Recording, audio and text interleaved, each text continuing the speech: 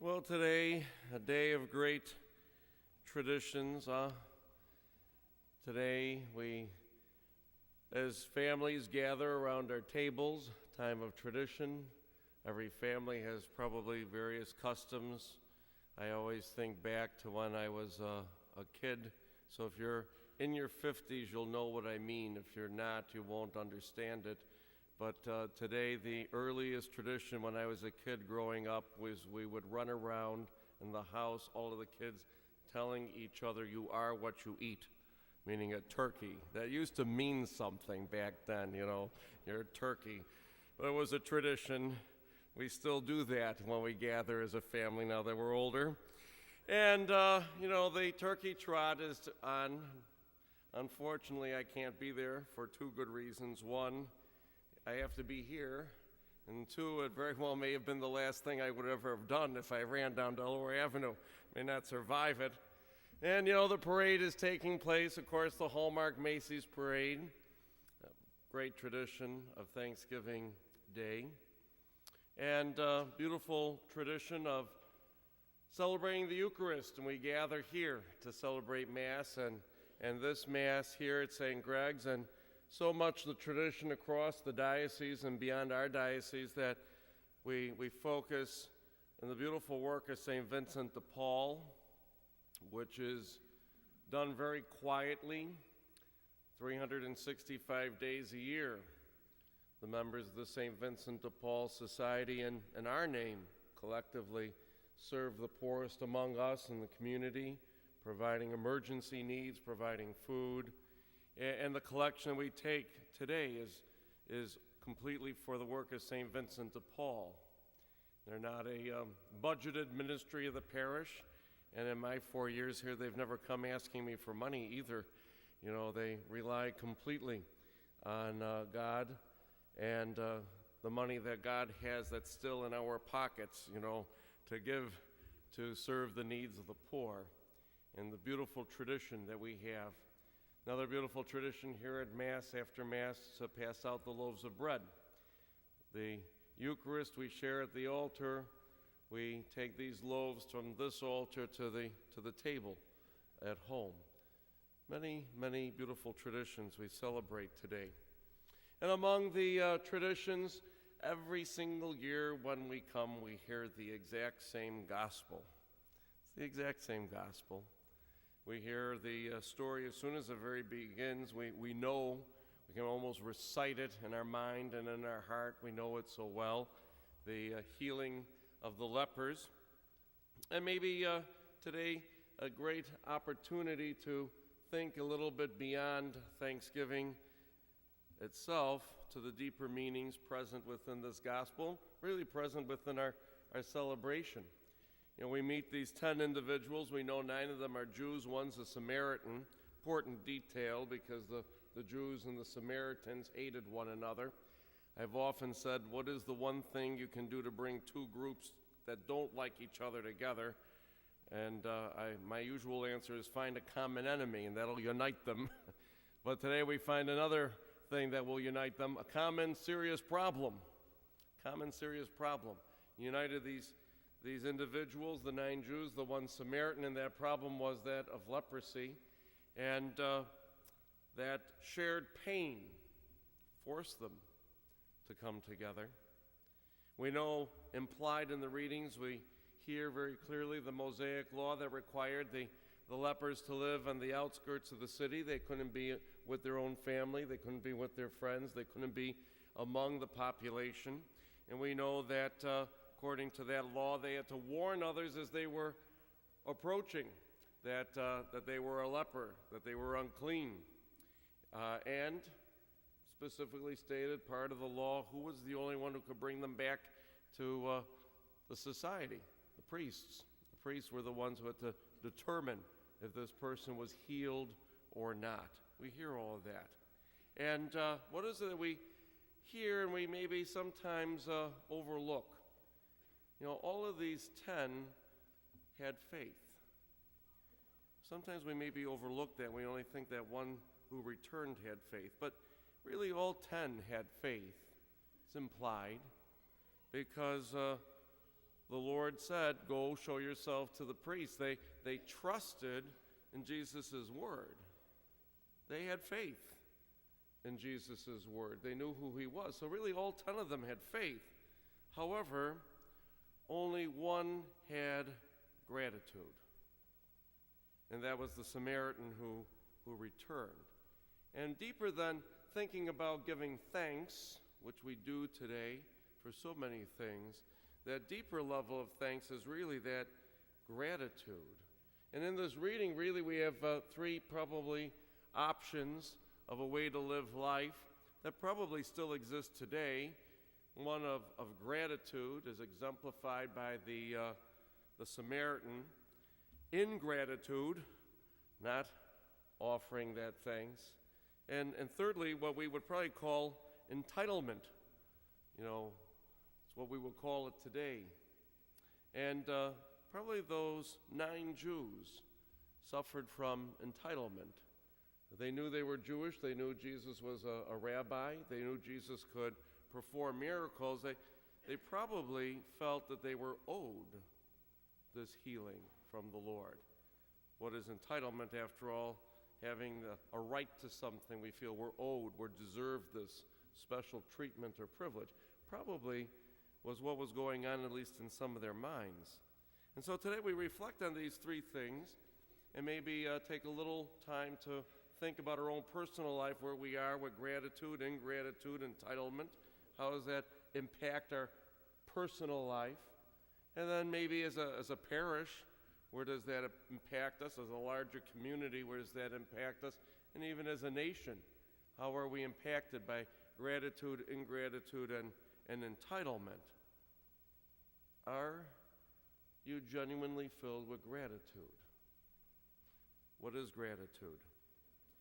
Gratitude is knowing that someone has given us something, done something for us that we could never possibly repay.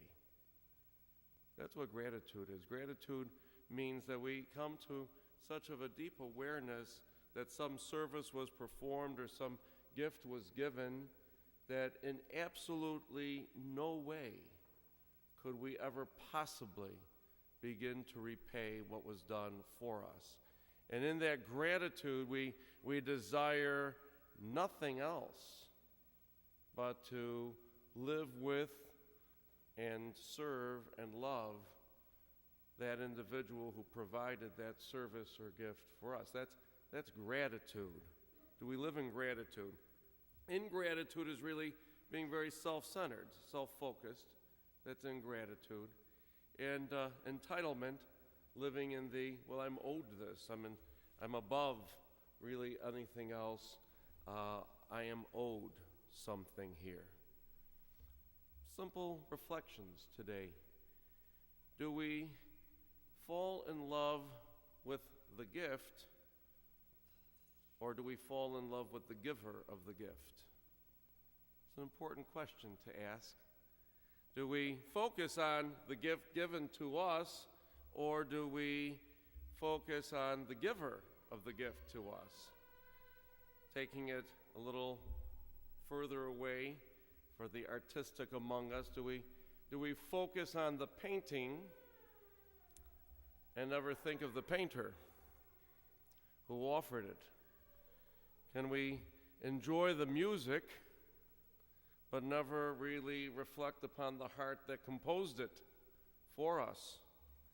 Do we accept and love ourselves and not really have that love and acceptance of God who gave us that gift of life? Do we see ourselves primarily as doers, achievers, or do we see ourselves more as receivers and transmitters? These are all important questions. I am a very busy person. I like being busy. And I don't sleep all that much. I'm banking that eternal rest actually is going to mean rest. Otherwise, I will be gravely disappointed in eternal life, you know. But I really also don't really consider that I do anything. I simply am responding out of gratitude. I am responding out of what I have received. And because I have received and realized I've received, it's my responsibility to transmit, to share, to give all of what I've received. This Thanksgiving, we need to really reflect on gratitude and see that our very existence is really the pure gift from God. We did not do anything to achieve this gift. We've received it, and we use our lives as transmitters of His love, His mercy, His life presence in the world today. If we can see that our very existence is from God, we really see that our very existence is from God, then we must live in gratitude. There's no other choice possible to see that all of what we have and possess comes from God. Some of you have heard me tell this story, and it's a silly story, so I warn you. Disclaimer of liability issued.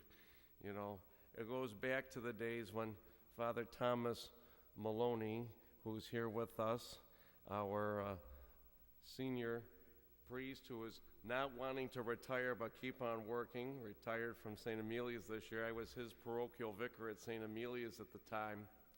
And in those days, you remember, we used to go to Classics 5 for the regional meetings, the vicariate meetings. And I sat one meeting next to Monsignor Cahill. He was pastor of St. Stephen's in Grand Island. And it's right when they were building their new church. Father Paul Nagaro, many of you know, he's the pastor there now. And it was also the same time that the Native Americans laid hold to Grand Island. They said the treaty that gave the island over to the state of New York really wasn't properly ratified. It became a big court case. And being the inquisitive one that I am, I sat next to Monsignor Cahill and I said, aren't you worried about this lawsuit? And he said, no. He said, it's not my lawsuit. It's not the Native Americans' lawsuit. It's not the people's lawsuit. It's God's lawsuit. He'll take care of it. He said, but you just broke ground on a new church. Aren't you worried that you may not own that building at the end of this? And he said, no. He said, it's not my building. It's not the Native Americans' building. It's not the people's building. It's God's building. God will take care of it. And he said, but you have a mortgage for millions of dollars. Aren't you worried about that? And he said, no. He said, it's not my mortgage. It's not the Native Americans' mortgage. It's not the people's mortgage. It's God's mortgage. God will take care of the mortgage. He said, but you might not even own the land. Aren't you worried that you don't own the land? And I give you one guess. He said, no. It's not my land.